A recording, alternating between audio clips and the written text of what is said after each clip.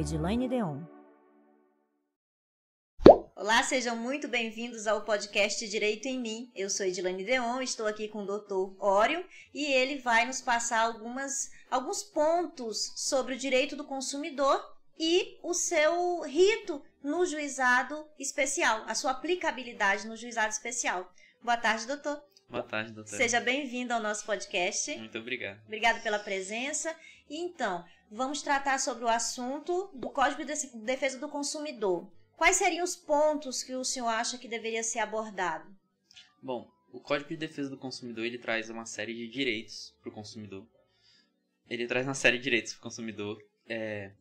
E eu acho que tem uma muito importante, que é a inversão do ônus da prova. O ônus da prova, ele significa quem tem o dever de provar aquilo que está alegando. É muito normal a gente crescer assistindo uma série, um filme, umas séries, uns filmes, algumas novelas, sim, onde a gente tem aquela frase, quem acusa tem que provar. Uhum. Já o Código do Consumidor, ele vem para ajudar o consumidor nesse sentido, porque muitas vezes é uma relação que muitas vezes quando a gente fala do consumidor, a gente pensa em uma pessoa que está comprando algum produto em uma rede de supermercado, ou que está adquirindo um serviço de energia, de água. Então, são partes que têm uma certa desproporcionalidade. Desproporcionalidade, exatamente, na produção de provas. Então, eu posso dizer, então, que o Código de Defesa do Consumidor ele veio tentar equilibrar um pouquinho essa balança, né? Exatamente. Então, assim, eu como consumidor não teria a mesma capacidade, eu não detenho os mesmos conhecimentos que aquele fabricante de veículo para provar se o problema que o meu veículo tem foi um problema que eu causei, mau uso, ou se foi um problema inerente à fabricação. Exatamente. Seria? Sim, a inversão do ônus da prova vem justamente nesse sentido, porque não tem como o consumidor não tem conhecimento técnico, por exemplo, na questão do carro, de saber o porquê que aquele carro está tendo aquele defeito. Então, não seria justo ele entrar na justiça e ter que provar que o carro dele não funciona porque a culpa foi da fabricante, entende? Então tem essa inversão do ônus da prova porque a fabricante que detém todo o conhecimento técnico daquele carro, daquele produto, daquele serviço que está prestando. Entendo. Essa seria o Instituto da Inversão do ônus da prova. Sim. Muito utilizado, inclusive, quase que de uma forma automática, vamos dizer assim, uma inversão automática. Mesmo assim, ela precisa ser pedida judicialmente? Com certeza. Isso é um ponto importante, né? Exatamente. Tanto que nas nossas... Judicialmente, quando a gente entra com alguma peça, a gente tem que alegar, o momento da gente alegar tanto os fatos quanto todo o direito que a gente acha que pode ter é na peça inicial. Então, é naquele momento ali que você tem que abordar sobre isso. Pedir ali, reforçar, é claro que o juiz sabe, mas você tem que reforçar ali aquele pedido de inversão do ônus da prova. Para aquele processo ficar um pouco mais justo, digamos assim. Ório, tocando nesse assunto aí, nesse ponto que você colocou, eu queria discutir aqui uma situação importante, que é a questão que faz parte do nosso tema, claro, que é dos juizados especiais. E justamente na questão de como o juizado é colocado. A gente fala, e você estava explicando muito bem isso, o Código de Defesa do Consumidor, ele trouxe alguns institutos, dentre eles esse que você citou, que é da inversão do ônus da prova, que vem a facilitar o exercício do direito do consumidor. Mas, em contrapartida, mesmo para você buscar essa facilidade, buscar esse instituto, vamos dizer assim, você precisa também conhecer a lei.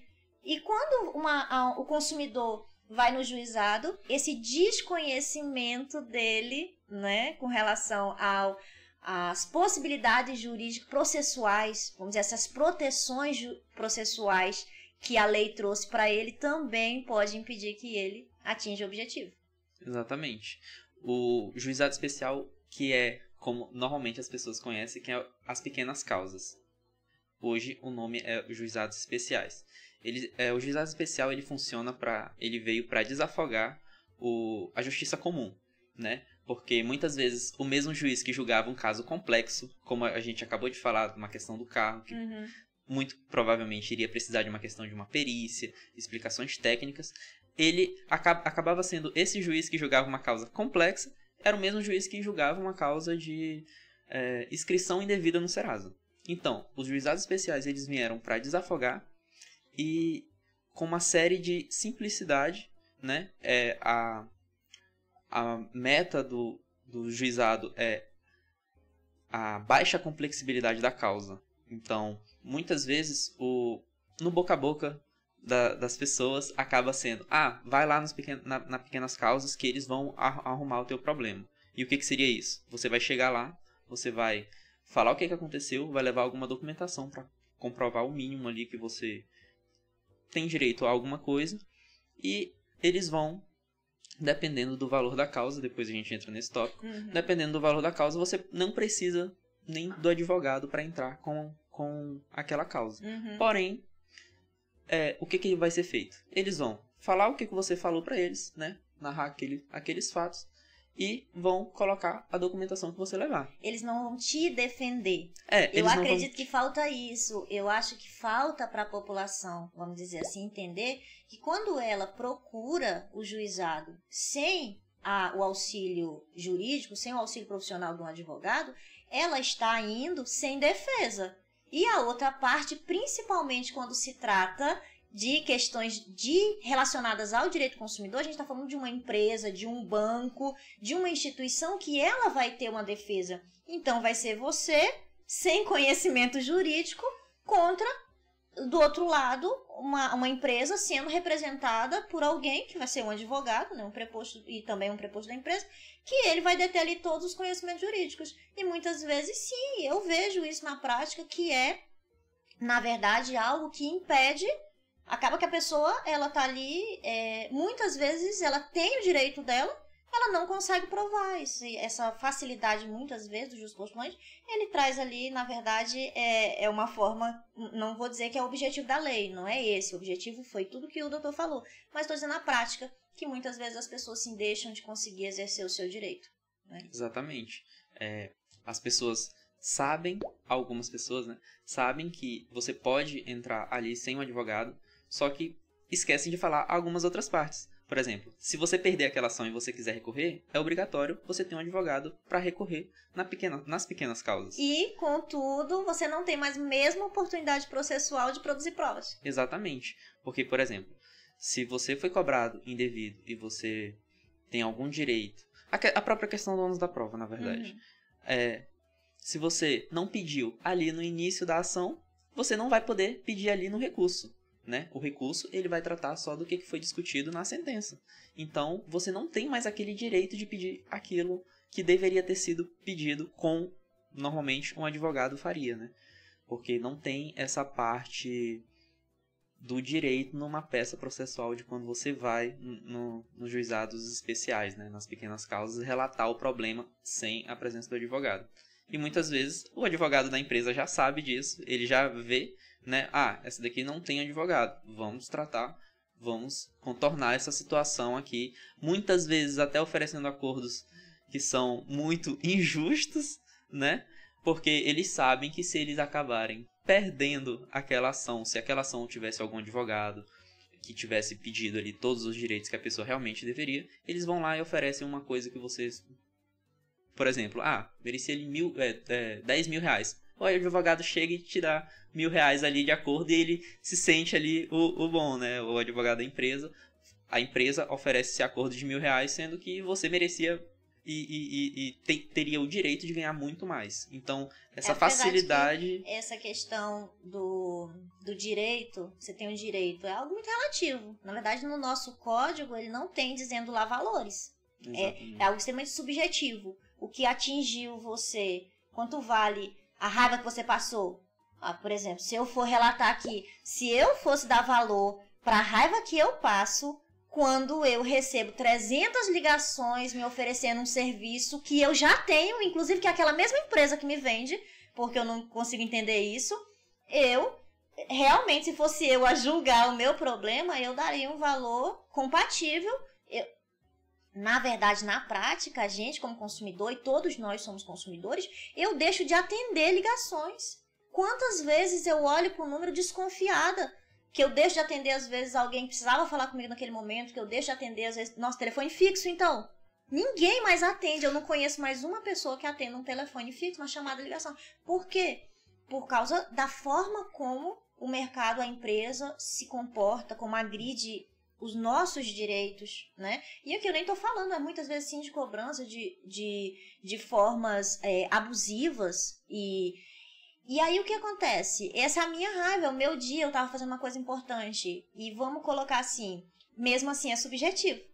Se muitas vezes você vai levar isso pro judiciário, quer dizer, eu tô tendo o meu direito agredido, eu me sinto agredida, eu vou levar isso pro judiciário, o juiz vai improcedente, ele que valor que se daria? O meu valor, a raiva que eu passo não é a mesma que aquela pessoa que vai julgar consegue muitas vezes visualizar, né? Então, por exemplo, muito comum, tô colocando aqui na prática, né? Trazendo, mas eu acho que muita gente vai se identificar uma problemática rotineira, cobranças indevidas. De N formas. Você consegue ser cobrado indevidamente de tantas formas que a gente mal consegue imaginar. Valores, desconto. Aí, eu sou beneficiário, tenho lá a aposentadoria, é o que mais se vê. Né? As pessoas com sua aposentadoria, pensão, que já a maioria no valor de um salário mínimo, já nem aquilo dá para viver e de repente começa a diminuir.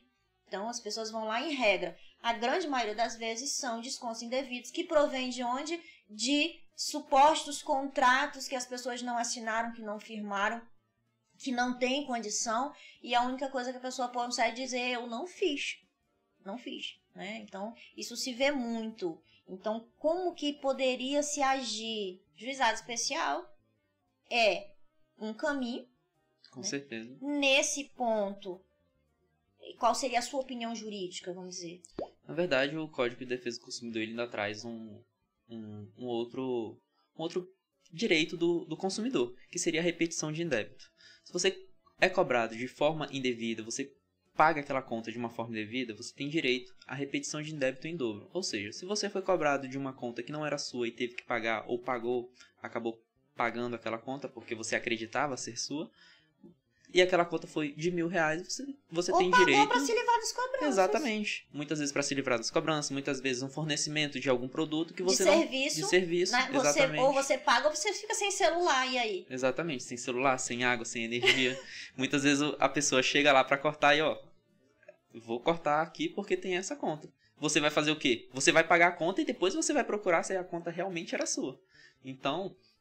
esse é o instituto que o Código de Defesa do Consumidor traz também, que é a repetição de indébito em dobro. E se você provar, você mostrando que você pagou aquela conta e depois conseguindo demonstrar que aquela conta, na verdade, não era sua, você tem o direito de receber aquele valor em dobro. Se for R$1.000, sua, ou você já tinha pago. Ou você já tinha pago, que acontece muitas vezes. É muito comum grandes empresas acabar tendo um sistema ali da captação do que está recebendo e acaba não constando algum pagamento e você tem que pagar aquilo lá outra vez. Eu acho que todo mundo já pagou pelo menos uma conta, no mínimo uma conta, mais de uma vez. É verdade. É verdade. Perceber. Só se a pessoa não tiver conta, né? Mas nasceu, já está devendo, então provavelmente você passou. E se você acha que não passou, é porque você foi sem perceber. Pagou, não percebeu, não se deu conta. Mas é muito difícil mesmo. Improvável.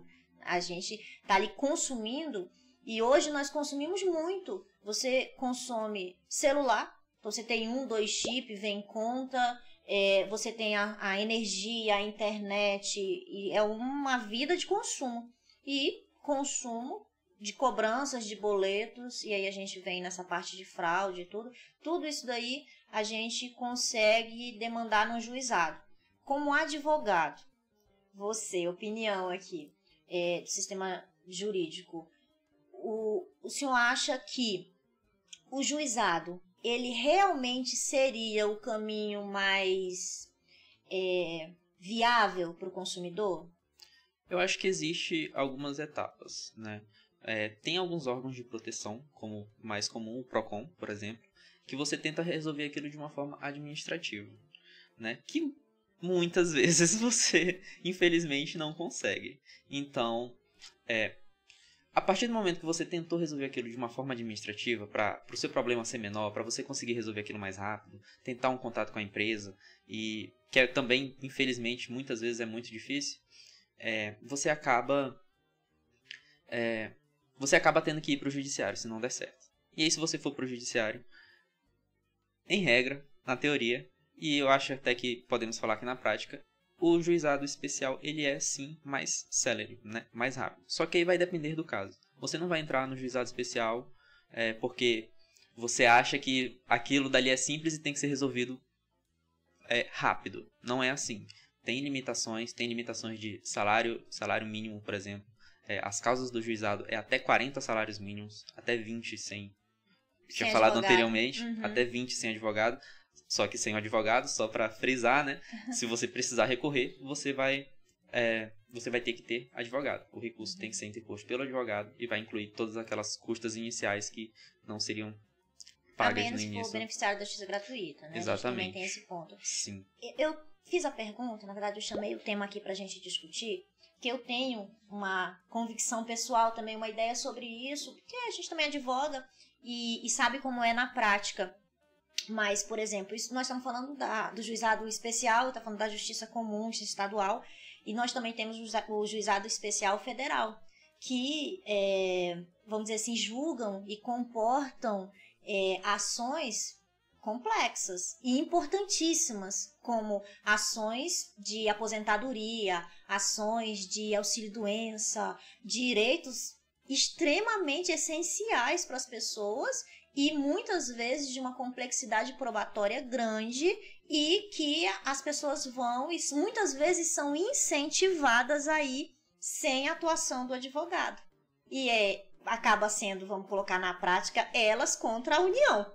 E a União muito bem embasada ali, né? E acaba que a gente muitas vezes vê essas pessoas chegarem no nosso escritório, na prática ali, tentando recorrer de uma decisão que você, como profissional, nada mais tem a oferecer para ela, porque já passou toda a parte de instruir o processo, de apresentar provas, de tentar mostrar ali um direito que muitas vezes a gente sabe que ela tem, mas que processualmente ela não vai mais poder exercer. Né? Exatamente. Então... Quando a gente fala mais na parte do consumidor, por exemplo, é uma coisa que ele tentou resolver de uma forma administrativa. Agora, a questão do direito previdenciário, se você já foi negado ali no INSS, você já foi sozinho, sem advogado, então você entrar na justiça ainda sem advogado, aí você tá jogando com a sorte, né? É muito difícil você conseguir. Em risco ali um direito muito essencial. Exatamente. E muitas vezes, quando a gente traz a parte do direito consumidor, a gente sempre traz como algo assim um pouco mais...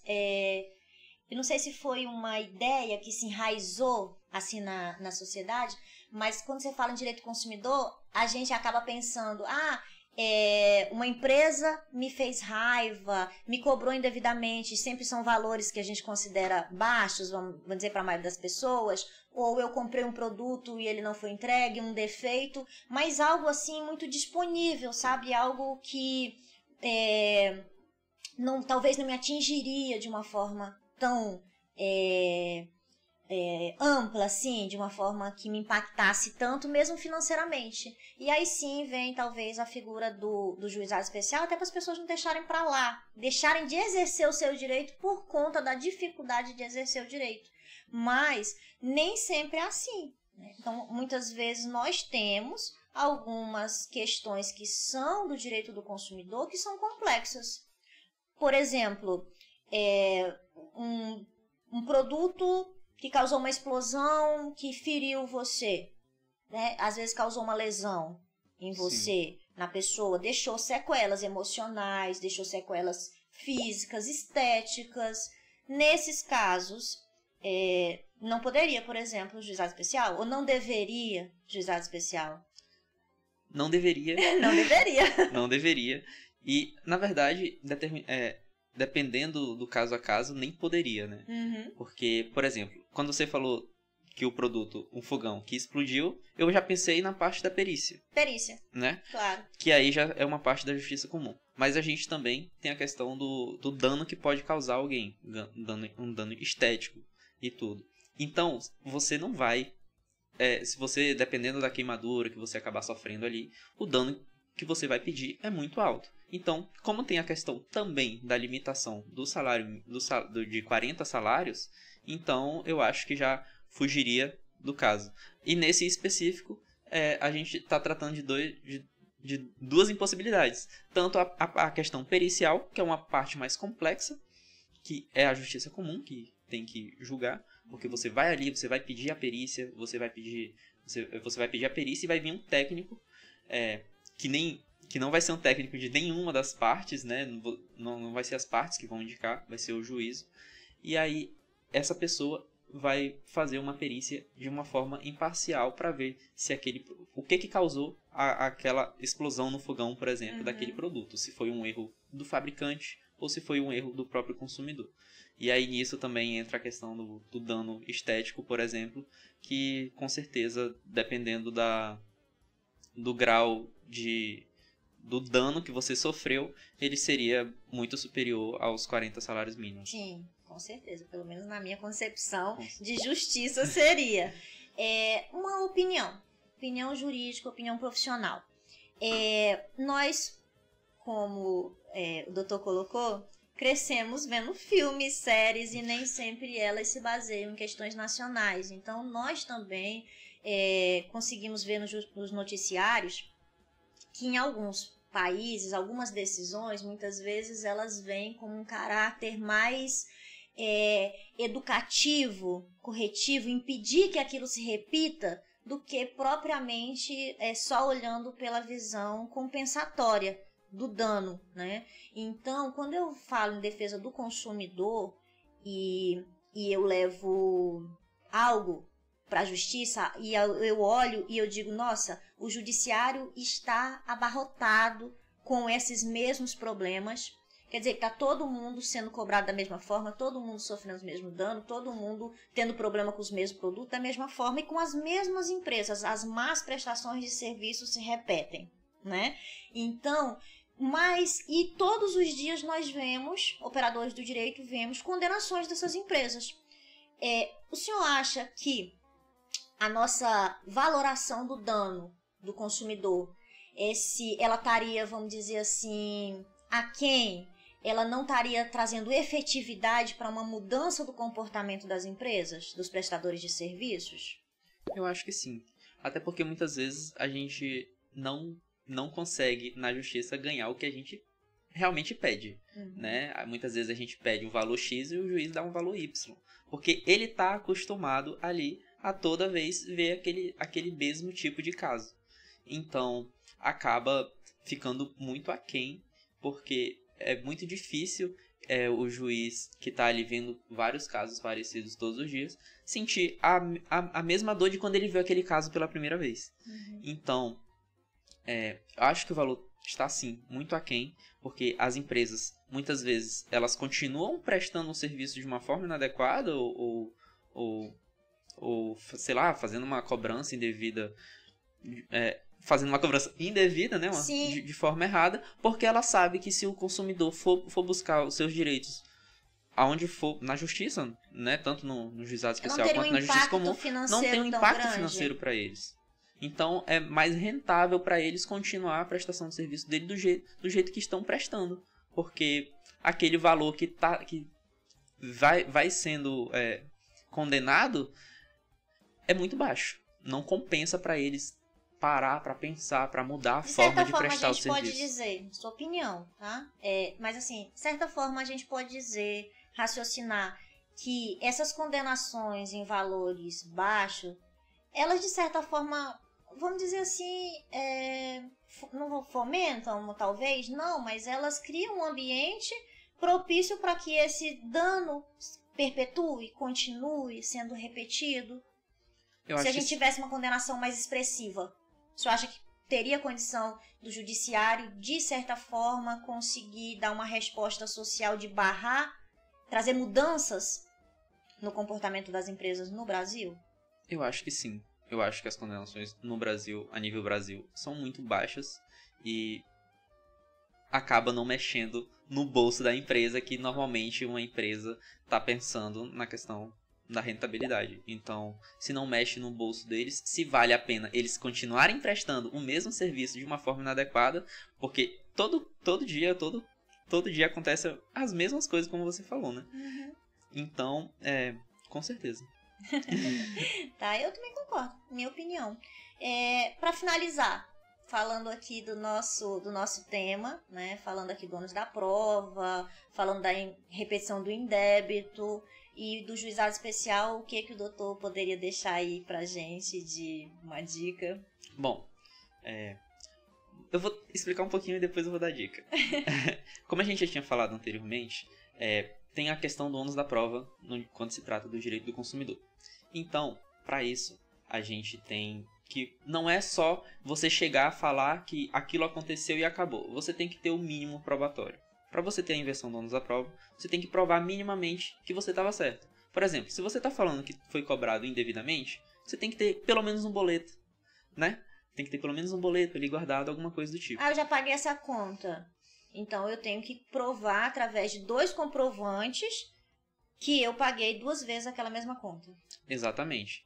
No caso, então, ou você busca o seu extrato ali no banco e tudo mais, mas aí vai depender da forma de pagamento. Muitas vezes você pede para alguém pagar e depois você vai mandar o dinheiro, isso acontece muito. Então, uma dica muito útil é a dica do grupo sozinho ali do WhatsApp, né? Você faz um grupo ali, aí você fica sozinho, guarda ali todos os comprovantes que você tem de pagamento de qualquer tipo de conta, porque isso com certeza vai te ajudar.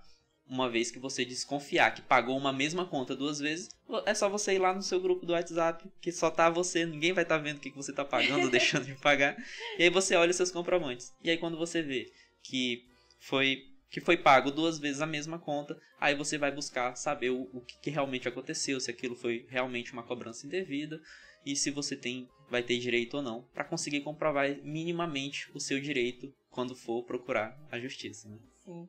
Obrigado, doutor. Obrigado pela participação. Espero receber o senhor aqui outras vezes, tratar de outros assuntos. Muito obrigado pelo convite.